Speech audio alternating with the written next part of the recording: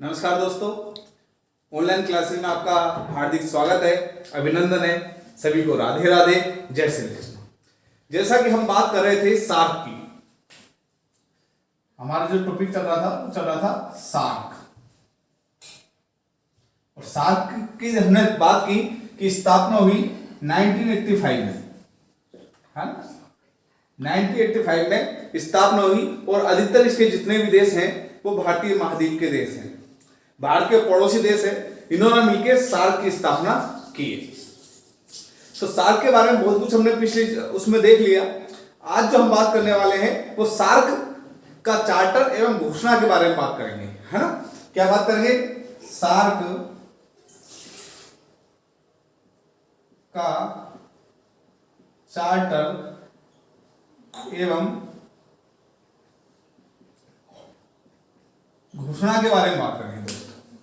तो सार्क के चार्टर एवं घोषणा के बारे में हम आज बात करेंगे।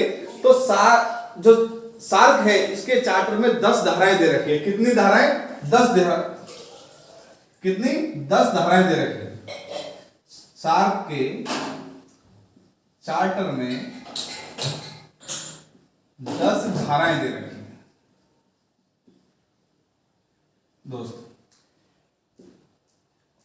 कितनी धाराएं दे रखी है? 10। और इन 10 धाराओं में क्या दे रखा है? इसके उद्देश्यों के बारे में, इसके सिद्धांत के बारे में, इसके संस्थाओं के बारे में, इसकी वित्तीय व्यवस्थाओं के बारे में दे रखा है। तो इन 10 धाराओं के अंदर जो हम जिन चीजों के बारे में अध्ययन करेंगे दोस्तों, वो सार्क के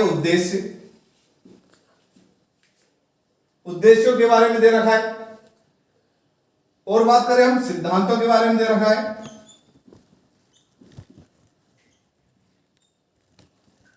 इसके अलावा इसकी जितनी भी जो संस्थाएं हैं उन संस्थाओं के बारे में दे रखा है। संस्थाओं के बारे में दे रखा है। तो उद्देश्य, सिद्धांत, संस्थाएं और इसकी वित्तीय व्यवस्था, हम कह सकते हैं क्या? वित्तीय व्यवस्था, कि इसकी वित्तीय व्यवस्था किस तरह होती है, इनके बारे में इस सार्क के चार्टर में दे रखा है। अगर हम उद्देश्यों की बात करते हैं सबसे पहले, तो क्या है उद्देश्यों के अंदर दोस्तों? किन बातों का जिक्र किया हुआ है? तो उद्देश्यों की अगर हम बात करें, सबसे पहले हम बात करते हैं उद्देश्यों की। उसके बाद सिद्धांत, संस्थाओं के बारे में बात करेंगे कि इसके कौन कौन से सिद्धांत दे रखे हैं। उसके बाद संस्थाओं की बात करेंगे और उसके बाद इसकी वित्तीय व्यवस्था को देखेंगे। तो आज हम देखने वाले हैं सार्क के चार्टर की 10 धाराएं। इसमें उद्देश्य के बारे में चर्चा करेंगे, सिद्धांतों के बारे में करेंगे, संस्थाओं के बारे में करेंगे और वित्तीय व्यवस्था के बारे में करेंगे। देखिए, बात करते हैं सबसे पहले उद्देश्य कि उसके उद्देश्य क्या क्या है। उद्देश्यों की चर्चा करते हैं दोस्तों। पहली बात, दक्षिण एशिया के जो क्षेत्र है इसकी जनता का कल्याण और उसके जीवन स्तर को ऊपर उठाना ही पहला इसका उद्देश्य है कि जो दक्षिण एशियाई जो क्षेत्र हैं इसकी जनता का कल्याण हो, इनके जीवन का जो स्तर है उसमें सुधार हो, उनका जीवन स्तर सुधरे, उच्च हो, जो स्थिति है उससे ज्यादा सुधार हो। इस बात को लेकर के पहला उद्देश्य है। हम बात करते हैं दक्षिणी एशिया के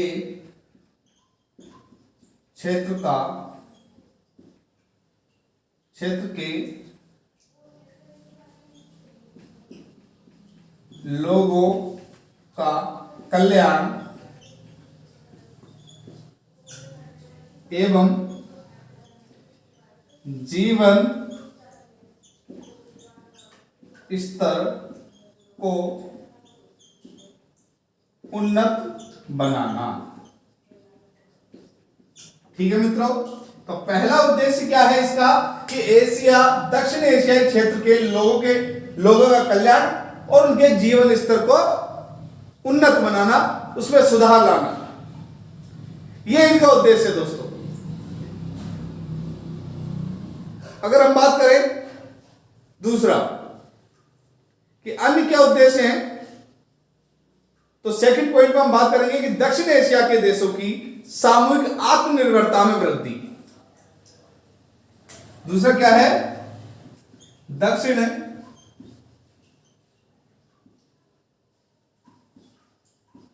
एशिया, है ना, दक्षिण एशिया के जो देश है उनमें क्या हो, दक्षिण एशिया के जो देश हैं उनमें सामूहिक आत्मनिर्भरता में क्या हो, वृद्धि हो, या के देशों की सामूहिक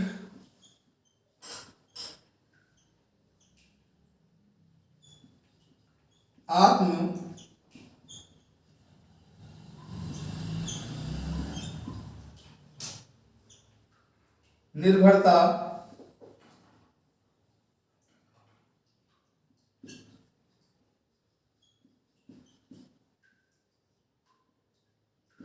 में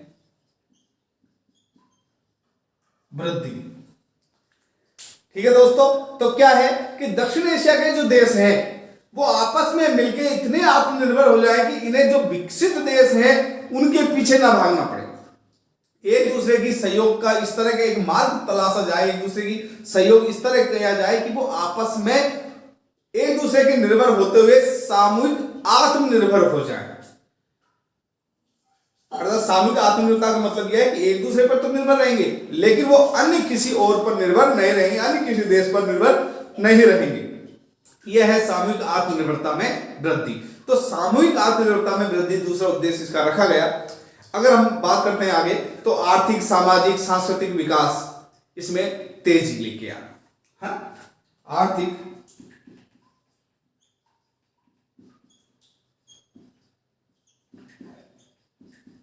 सामाजिक, आर्थिक है, सामाजिक है, सांस्कृतिक है, सांस्कृतिक विकास में तेजी। अर्थात जो चल रहा है हमारा आर्थिक, सामाजिक और सांस्कृतिक तीनों स्तर पर विकास होना चाहिए। सार्क के जितने भी सदस्य देश हैं उनका सबसे मेन है वो है आर्थिक विकास, क्योंकि आर्थिक दृष्टि से ये जितने भी देश हैं ये इतने उन्नत नहीं है। तो सबसे पहले आर्थिक विकास, उसके बाद सामाजिक विकास का सीधा सीधा तात्पर्य आपसी भाईचारे को बढ़ावा देना, सांस्कृतिक विकास में संस्कृति का आदान प्रदान करके एक ऐसी क्षेत्रीय एकता कायम करना कि हम एक संगठित रूप में एक दूसरे का साथ दे सके दोस्तों। तो उस विकास को तेजी से करने का एक उद्देश्य बनाया सार्क ने। इसके अलावा हम बात करें आपसी विश्वास, एक दूसरे को एकता के सूत्र में बांधना, सद्भावना, सूझबूझ, ये भी इसका एक उद्देश्य हम कह सकते हैं कि जिससे एकता कायम हो सके। और एकता के लिए क्या चाहिए, सबसे पहले आपसी विश्वास चाहिए दोस्तों। आपसी विश्वास, एकता के लिए क्या चाहिए, आपसी विश्वास चाहिए, एक दूसरे की सूझबूझ चाहिए। सूझबूझ चाहिए कि नहीं चाहिए, सूझबूझ होगी तभी क्या होगा, एक दूसरे के कार्य होंगे, तथा एक दूसरे की समस्या को सुलझाना, एक दूसरे की समस्याओं को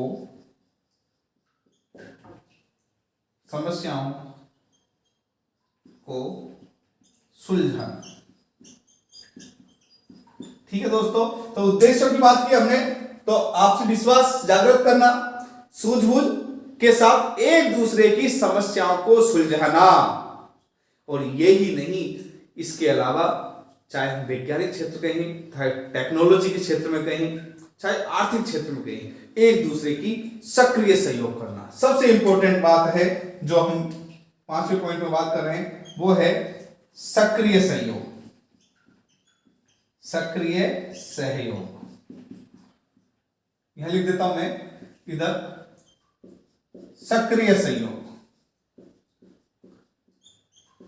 अब ये सक्रिय सहयोग किन किन क्षेत्रों में, देखिए, तकनीकी में एक दूसरे की टेक्नोलॉजी का हस्तांतरण करना। अगर हमारे पास कोई तकनीकी है तो हम दूसरे देश को दें, और उनके पास कोई टेक्नोलॉजी तो हम लें, जिससे हमारा आर्थिक विकास हो सके। इसके अलावा अगर कहीं दिक्कत है तो आर्थिक सहायता भी करनी है एक दूसरे की। क्या करनी है? आर्थिक सहायता।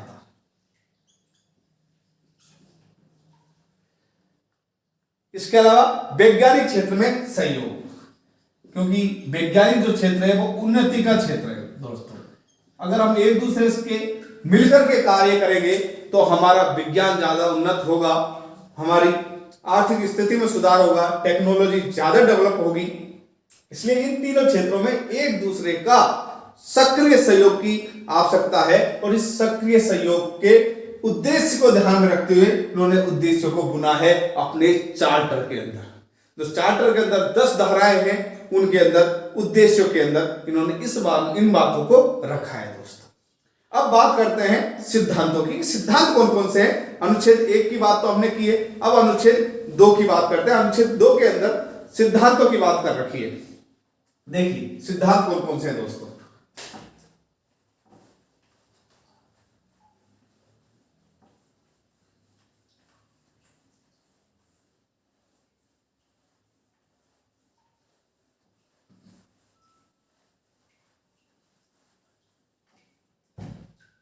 तो उद्देश्य देख लिए। उद्देश्यों में एक मोटा मोटा क्या देखा?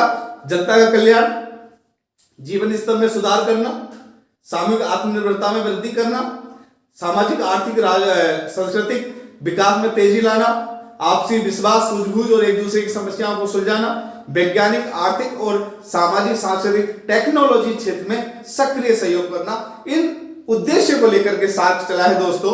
और उसके जो सिद्धांत है वो है, उनकी बात कर लेते हैं। सिद्धांतों की बात करते हैं दोस्तों। क्या क्या है सिद्धांतों की अगर हम बात करें तो? संगठन के ढांचे के अंतर्गत सहयोग और समानता, क्षेत्रीय अखंडता, राजनीतिक स्वतंत्रता, दूसरे देशों के आंतरिक मामलों में हस्तक्षेप न करना और आपसी लाभ के सिद्धांत का सम्मान करना। सिद्धांत कौन कौन से हैं? सहयोग का सिद्धांत सबसे पहले क्या है? संगठन के ढांचे के अंदर, संगठन के ढांचे के अंदर सहयोग, अर्थात एक दूसरे का सहयोग करने का सिद्धांत।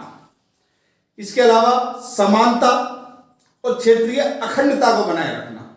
यह नहीं कि वो ज्यादा हमसे उच्च है, हम निम्न है, वो ज्यादा विकसित है, हम कम विकसित है, एक दूसरे को नीचा दिखाने का नहीं। हम सब क्षेत्रीय आधार पर समान है, और जब तक समानता की भावना नहीं रहेगी, जब तक हम मिलकर के काम नहीं कर सकते। देखो, जब भी कोई भी काम होता है, जब सबको समानता के साथ ये सोचना चाहिए कि उसका भी उतना ही महत्व है जितना कि हमारा है, और हमारा भी उतना ही महत्व है जितना कि उसका है। तो ये समानता चाहिए किसी भी संगठन को चलाने के लिए। तो समानता और क्षेत्रीय अखंडता का सिद्धांत दिया इन्होंने। किसका? समानता एवं क्षेत्रीय अखंडता। देखिए, समानता की बात की, क्षेत्रीय अखंडता का मतलब यह है कि एक दूसरे का क्षेत्रों के ऊपर किसी भी तरीके का हस्तक्षेप नहीं करेंगे। साम्राज्यवादी नीति का सीधा सीधा क्या है? ये विरोध है। एकता के सूत्र में पूरे क्षेत्र को, पूरे दक्षिण एशिया क्षेत्र को बांधने की बात कही गई है यहां पर।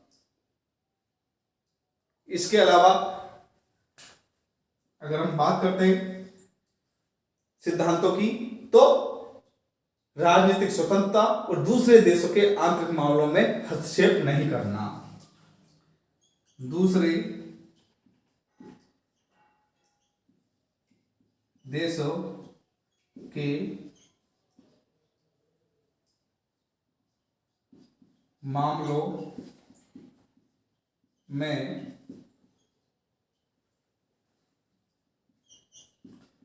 हस्तक्षेप नहीं करना।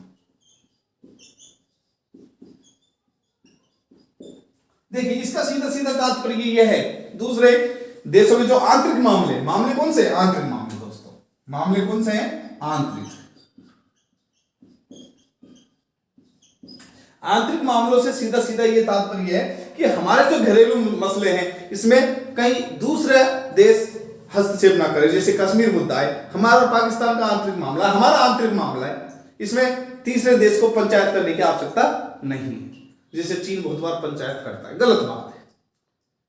हमारे आंतरिक मामले हैं, हम क्या कैसे, जैसे हमारे यहाँ किसान आंदोलन चल रहा है तो चल रहा है, दूसरे देशों को क्या लेना देना इस चीज से? ये हमारा आंतरिक मामला, दूसरे इसमें हस्तक्षेप ना करे। इसके अलावा अगर एक दूसरे का किसी का लाभ हो रहा है, आपसी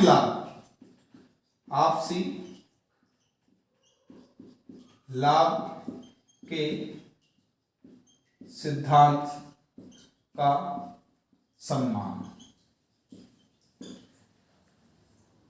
कहने का मतलब है कि किसी क्षेत्र में अगर दो देशों का लाभ हो रहा है तो उसका सम्मान करना चाहिए। यह नहीं सोचना चाहिए कि उनका लाभ क्यों हो रहा है। किसी दूसरे को देश को आर्थिक हानि पहुंचाने की कोशिश नहीं होनी चाहिए। यह है सिद्धांत दोस्तों। इसके अलावा हम बात करते हैं तो जो सहयोग है वो द्विपक्षीय और बहुपक्षीय सहयोग का स्थान नहीं लेगा, बल्कि इसका पूरक होगा। जो सहयोग होगा एक दूसरे का, वो सहयोग ये नहीं है कि हम द्विपक्षीय बना दें किसी मामले को, या किसी मामले को बहुपक्षीय बनाकर सहयोग करने लगे, नहीं। सहयोग पूरक होना चाहिए, पक्षीय द्विपक्षीय या बहुपक्षीय नहीं। तो क्या होना चाहिए? सहयोग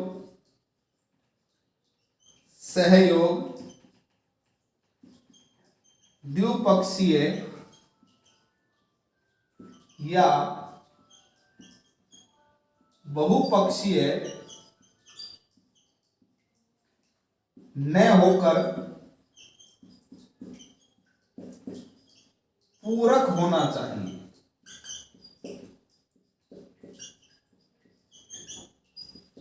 ठीक है मित्रों, तो जो सहयोग है ना, वो ये नहीं है कि किसी क्षेत्र में हम सहयोग कर दे तो उसके पक्ष लेने शुरू कर दे एक दूसरे के, नहीं, पक्ष नहीं लेना, पूरक होना चाहिए। पूरक होने का क्या तात्पर्य है?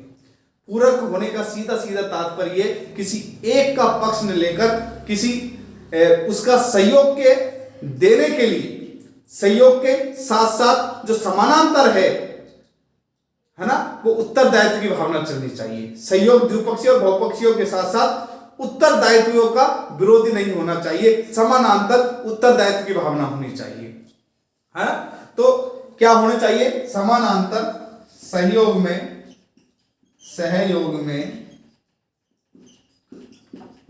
समानांतर उत्तरदायित्व की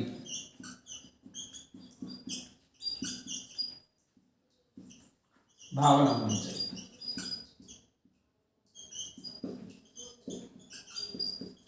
जैसे अगर कोई मिसहैपनिंग होती है श्रीलंका बांग्लादेश में, तो हम उसका सहयोग हमारा उत्तरदायित्व समझे, उसको बहुपक्षीय और द्विपक्षीय बनाने के बजाय उसको उत्तरदायित्व का विरोधी नहीं बनाना चाहिए। वो उत्तरदायित्व समझना चाहिए कि हमारा उत्तरदायित्व है हमारे पड़ोसी की सहायता करना, हमारे जो सदस्य देश हैं सार्क के, उनका सहयोग करना। ये इसके दोस्तों सिद्धांत हैं। ठीक है, तो हमने धाराएं देखी, सिद्धांत देखे। अब बात करते हैं हम संस्थाओं की। तो संस्थाएं कौन कौन सी है, इसके लिए हम बात करते हैं, आगे चलते हैं। आज के लिए हम इतना ही करेंगे, नेक्स्ट वीडियो में देखेंगे संस्थाएं। तो सभी को राधे राधे, जय श्री कृष्णा। फिर मिलते हैं नेक्स्ट वीडियो। नमस्कार। नमस्कार दोस्तों, सभी को राधे राधे, जय श्री कृष्णा।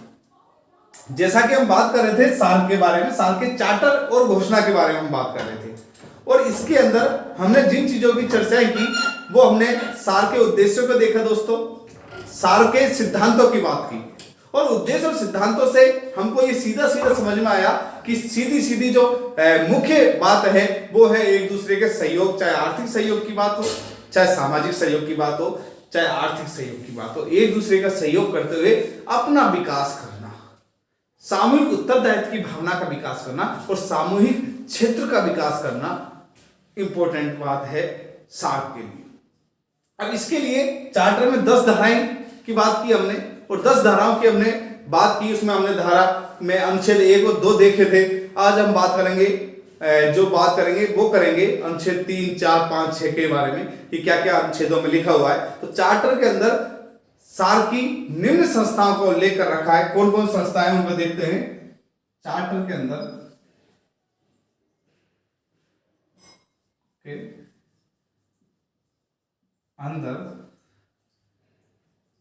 सार्क की निम्न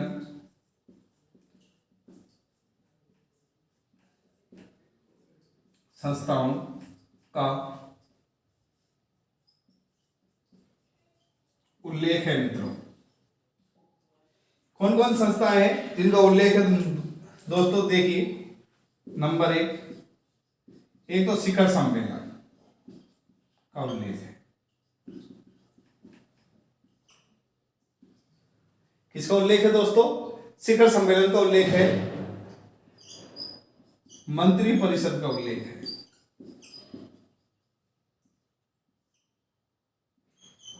किसका उल्लेख दोस्तों? मंत्री परिषद का। इसके अलावा एक स्थायी समिति,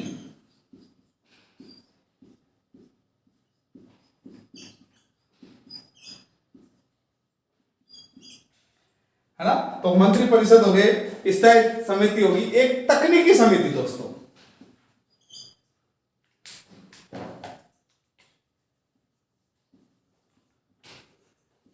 तकनीकी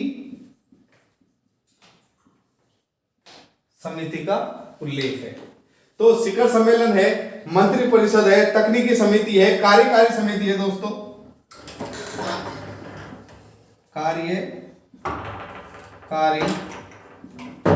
समिति।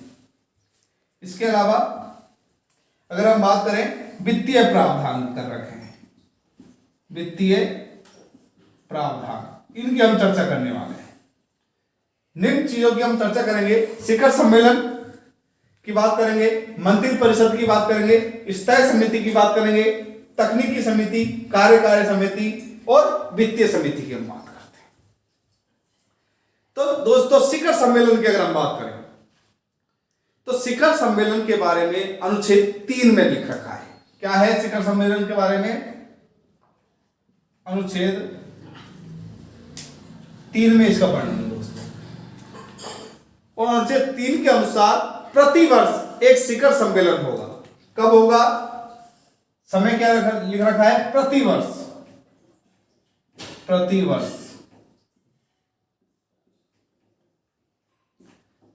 एक बड़े सिंपल तरीके से पढ़ना है। शिखर सम्मेलन अनुच्छेद 3 में कब होगा? प्रतिवर्ष होगा दोस्तों। और कौन भाग लेंगे इसमें? शासन अध्यक्ष भाग लेंगे। सदस्य कौन होंगे? शासनाध्यक्ष। समझ में आया दोस्तों कि अनुच्छेद 3 के अनुसार शिखर सम्मेलन प्रतिवर्ष होगा और उसके अंदर सदस्य देशों के शासन अध्यक्ष भाग लेंगे दोस्तों। यह है शिखर सम्मेलन की बात। अब बात करते हैं हम मंत्री परिषद की। अगर हम मंत्री परिषद की बात करें तो अनुच्छेद 4 में इसका उल्लेख है दोस्तों। कब है? अनुच्छेद 4 में। अब इसमें कौन भाग लेते हैं दोस्तों? इसमें लेते हैं प्रत्येक देश के जो सदस्य देश हैं उनके विदेश मंत्रियों की परिषद है दोस्तों। ये इसको थोड़ा सा विस्तार में देखना पड़ेगा हमें। बात कर पाता हूं मैं आपको। देखो, शिखर सम्मेलन देखा, वैसे तो मैं छोटे रूप में बता देता, लेकिन फिर भी आपको डिस्क्रिप्टिव लिखना है तो वो सही रहेगा। मंत्री परिषद,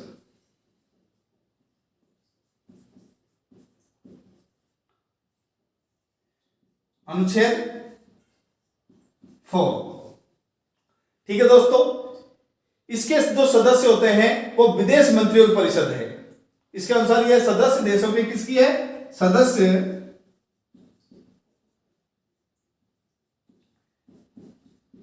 देशों के विदेश मंत्रियों की परिषद है।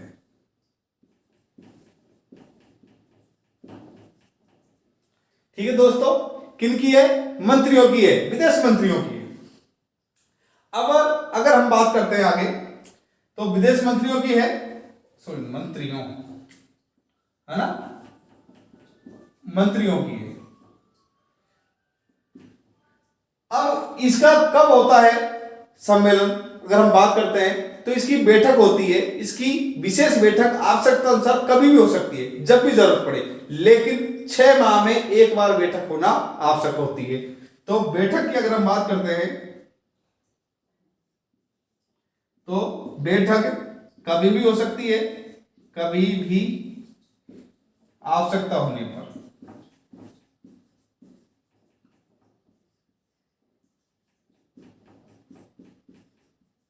ठीक है दोस्तों, आवश्यकता होने पर कभी भी इसकी बैठक हो सकती है, लेकिन 6 माह के अंदर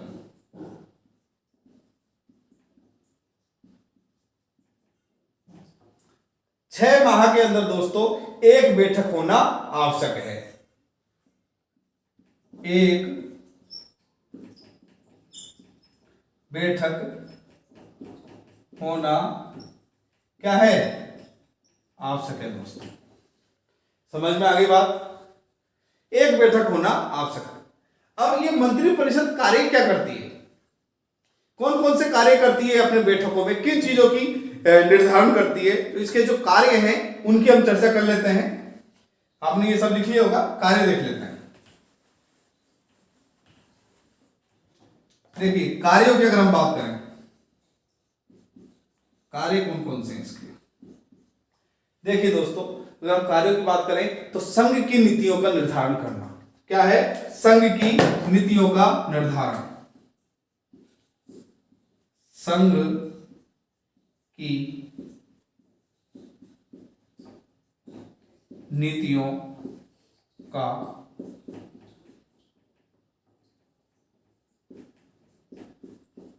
निर्धारण। समझ में आ गया दोस्तों? क्या करती है कि संघ की क्या क्या नीति है, किन किन नीतियों पर यह चलेगा, उनका निर्धारण करती है मंत्रि परिषद। किनकी होती है ये? विदेश मंत्रियों की परिषद होती है। कब बैठक होती है इसकी? कभी भी बुलाई जा सकती है, लेकिन 6 माह में एक बार होना आवश्यक है। क्या करती है? संघ की नीतियों का निर्धारण करती है। इसके अलावा सामान्य हितों के मुद्दे के बारे में निर्णय करती है कि हमारे सभी देशों के सामान्य हित किन मुद्दों पे है, उनका निर्णय करती है, जिसमें सभी एक मत हो सके। इसका सीधा सीधा अर्थ है सामान्य हित, सामान्य हितों के मुद्दों का निर्णय। जैसे टेक्नोलॉजी हस्तांतरण, तकनीकी हस्तांतरण, सभी का हित है इसके अंदर, है या नहीं है? जैसे पारिस्थितिक तंत्र बिगड़ रहा है, उसके लिए पर्यावरण प्रदूषण को रोकने के लिए कुछ कार्य, उसमें सभी के हित है। तो इस तरह के हितों को, मुद्दों का निर्णय करना जो सभी देशों के सामान्य हित में शामिल होते हैं। और इसके अलावा कहां कहां नए क्षेत्रों को खोदा जा सकता है जहां एक दूसरे का सहयोग कर सके। हम भारत बांग्लादेश का सहयोग कर सके, बांग्लादेश भारत का सहयोग कर सके, पाकिस्तान का सहयोग कर सके। तो कुछ नए क्षेत्रों को तलाशना, अर्थात सहयोग के नए क्षेत्रों को तलाशना। सहयोग के नए क्षेत्रों को तलाशना।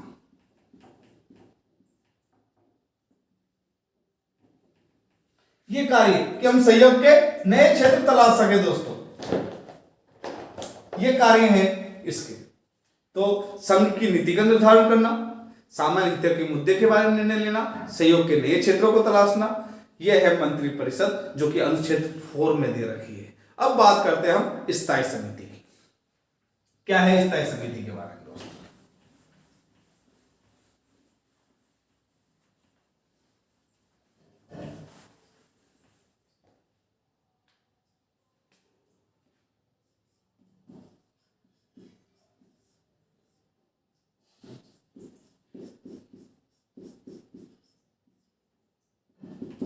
स्थायी समिति, इसका जो उल्लेख कर रखा है दोस्तों स्थायी समिति का, वो कर रखा है अनुच्छेद 5 में।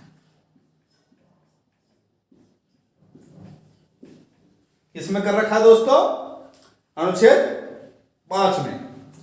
और ये जो इसके अंदर जो सदस्य होते हैं वो सदस्य देशों के विदेश सचिव होते हैं दोस्तों। तो ये क्या हम कह सकते हैं, ये है सदस्य देशों के विदेश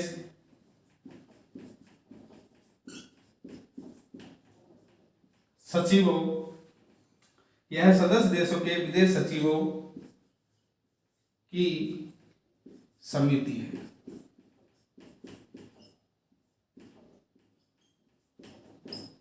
क्या है दोस्तों? यह सदस्य देशों के विदेश सचिवों की समिति है दोस्तों। इसकी भी बैठक कभी भी हो सकती है दोस्तों, लेकिन वर्ष में एक बार होना आवश्यक है। इसकी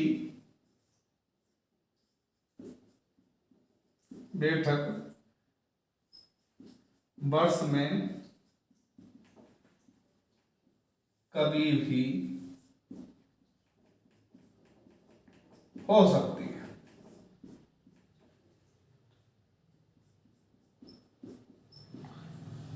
वर्ष में एक बैठक होना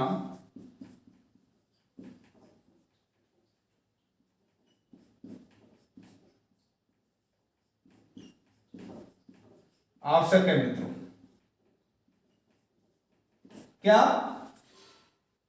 एक बैठक होना तो आवश्यक है मित्रों? वैसे कभी भी हो सकती है वो बैठक, लेकिन एक बैठक होना तो आवश्यक है। इसमें क्या है, इसके कार्य क्या है? लगभग लगभग मंत्रिपरिषद जैसे ही कार्य हैं, ज्यादा कुछ अंतर नहीं है, लेकिन फिर भी हम देख लेते हैं कार्य कौन कौन से हैं। देखिए कार्यों की अगर हम बात करें, कार्यों की हम चर्चा करें दोस्तों, तो कार्य है कि वर्ष में एक बार बैठक होती है, और जो कार्य है वो है कि सहयोग के कार्यक्रमों को मॉनिटर करना। जहां जहां सहयोग किया जा सकता है उन कार्यक्रमों को, जो सहयोग के क्षेत्र में जो कार्यक्रम चल रहे हैं उनको मॉनिटर करना। सहयोग के कार्यक्रमों का निरीक्षण करना, उनको मॉनिटर करना, उनको निरीक्षण करना। इसके अलावा अंतर्देशीय प्राथमिकताएं निर्धारित करना कि अंतर्देशीय प्राथमिकता कौन कौन सी है, जिनके क्षेत्रों में हम प्राथमिक रूप से कार्य कर सके। आपसी जो सदस्य देश है उसमें कौन से ऐसे मुद्दे हैं जो प्राथमिकता से उठाए जाने चाहिए, उन पर प्राथमिकता से कार्य होना चाहिए। सर्वप्रथम उन्हीं मुद्दों को आगे लेकर के आने चाहिए। तो अंतर्देशीय प्राथमिकताएं निर्धारित करना, अंतर क्षेत्रीय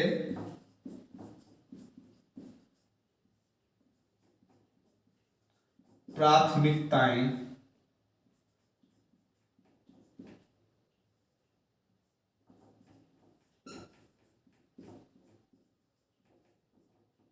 निर्धारित करना।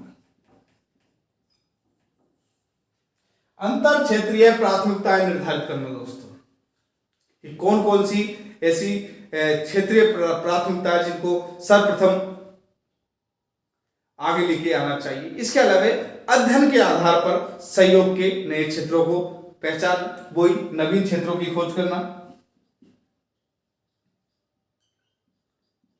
अध्ययन के आधार पर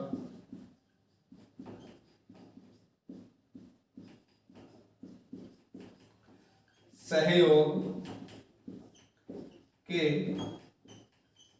नवीन क्षेत्रों की पहचान करना।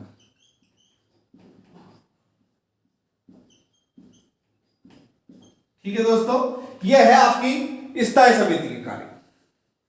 यहां तक क्लियर हो गया। अब हम बात करने वाले हैं टेक्निक समितियां, तकनीकी समिति, है ना। तकनीकी समिति की बात कर लेते हैं स्थायी समिति के बाद।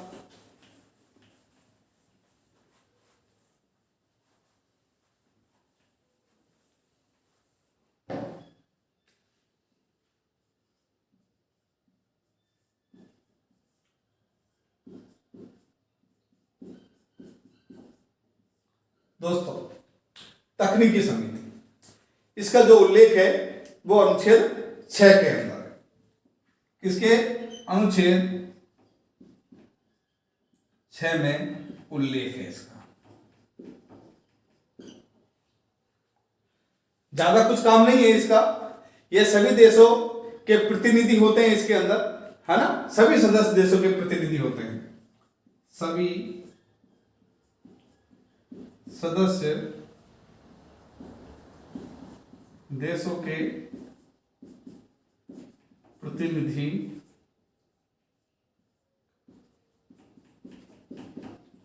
होते हैं मित्रों इसके अंदर।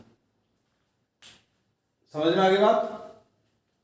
इसके अलावा अगर हम बात करते हैं तो अपने अपने क्षेत्रों के कार्यक्रमों को लागू करवाने में ये मदद करती है।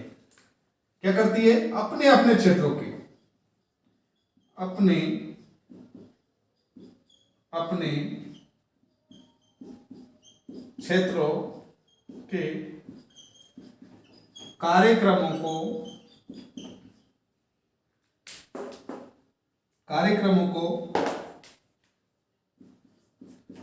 लागू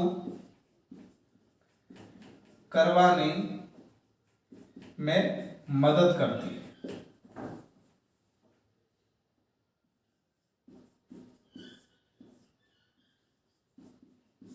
ठीक है दोस्तों, तो अपने अपने क्षेत्रों के जो कार्यक्रम हैं उनको करवाने में मदद करती है। इसके अलावा उन्हें लागू करती है, उन कार्यक्रमों को लागू करवाती है।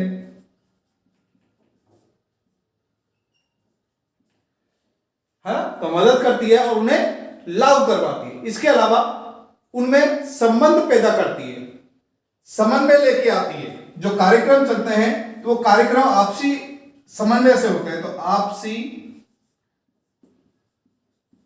समन्वय स्थापित करना,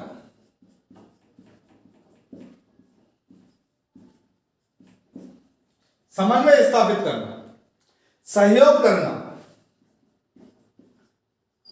सहयोग करना। तो दोस्तों क्या क्या है? सभी सदस्य देशों के प्रतिनिधि इसके अंदर होते हैं।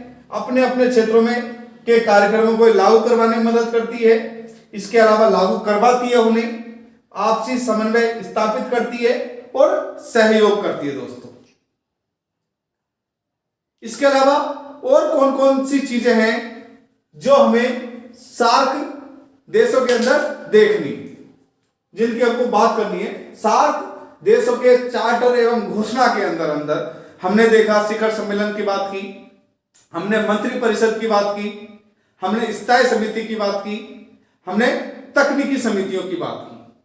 अब हम जो बात करने वाले हैं दोस्तों वो बात करेंगे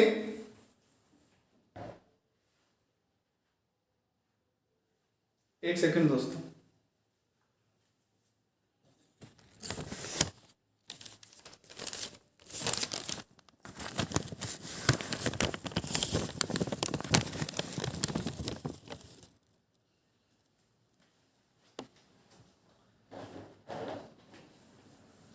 अब जो हम बात करने वाले हैं वो करेंगे कार्यकारी समिति की। कार्यकारी समिति क्या है? इंपॉर्टेंट समिति है कार्यकारी समिति, इसकी हम चर्चा करेंगे। कार्यकारी समिति। तो मित्रों, कार्यकारी समिति के अंदर किन किन बातों को ध्यान रखना है? तो अनुच्छेद 7 के अंदर कार्यकारी समिति की व्यवस्था कर रखी है। किसमें? अनुच्छेद 7 के अंदर जो कार्यकारी समिति की व्यवस्था है, ये एक स्थायी है। स्थायी समिति के द्वारा इसको बनाया जाता है, स्थायी समिति इसकी व्यवस्था करती है। तो कार्यकारी समिति एक महत्वपूर्ण समिति है दोस्तों। स्थायी समिति द्वारा इसकी व्यवस्था की जाती है।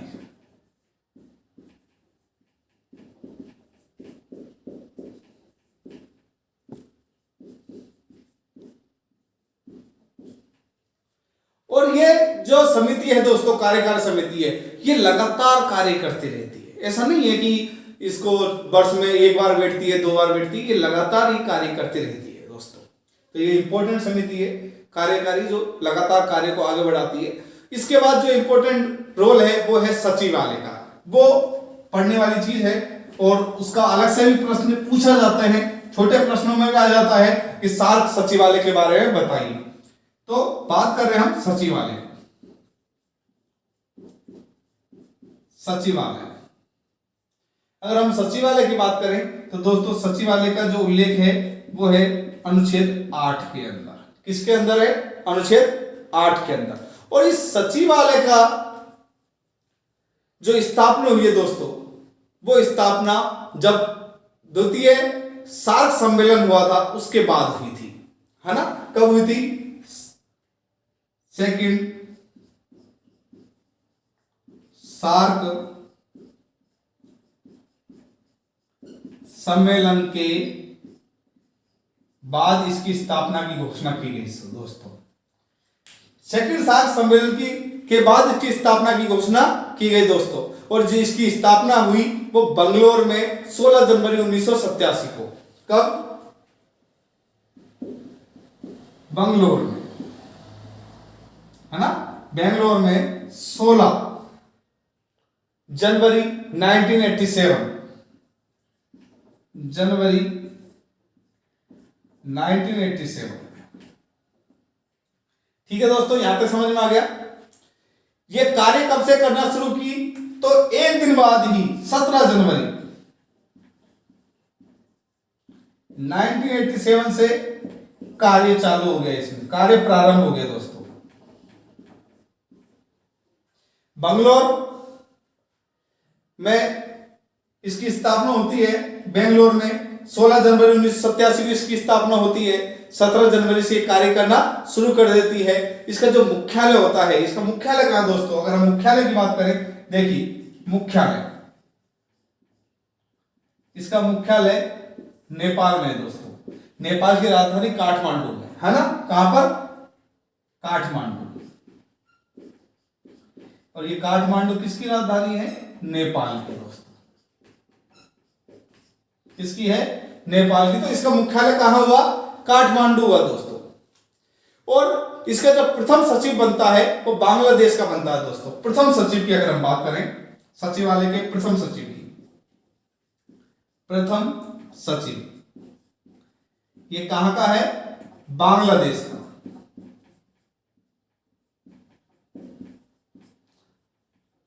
और बांग्लादेश का कौन बनता है? अब्दुल हसन बनता है दोस्तों। अब्दुल हसन कौन बनता है?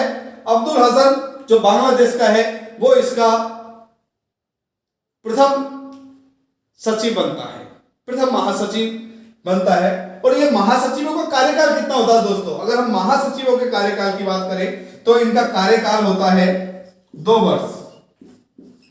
कार्यकाल कितना होता है दोस्तों? 2 वर्ष होता है। 2 वर्ष का कार्यकाल होता है सचिवालय के महासचिव का। यहां तक सबको समझ में आ गया होगा दोस्तों। अब जो महासचिव का जो कार्यकाल 2 वर्ष का होता है, अब उसके बाद सचिव कैसे बनते हैं, तो सदस्यों का बारी बारी नंबर आता है दोस्तों। कैसे आता है, बारी बारी नंबर आता है। 2 साल बाद किसी दूसरे सदस्य का बनेगा, उसके 2 साल बाद दूसरे सदस्य का महासचिव बनेगा, तो बारी बारी नंबर आता है। तो सदस्य महासचिव का जो चुनाव होता है, महासचिव है ना, इसका जो होता है वो सदस्यों का, सदस्य देशों का बारी बारी से नंबर आता है, बारी बारी से। और किसके द्वारा नियुक्त किया जाता है, वो है सार्क मंत्री परिषद द्वारा इसको नियुक्त किया जाता है दोस्तों। किसके द्वारा, मंत्री परिषद द्वारा। नियुक्त किसके द्वारा होता है, अगर हम बात करते हैं नियुक्त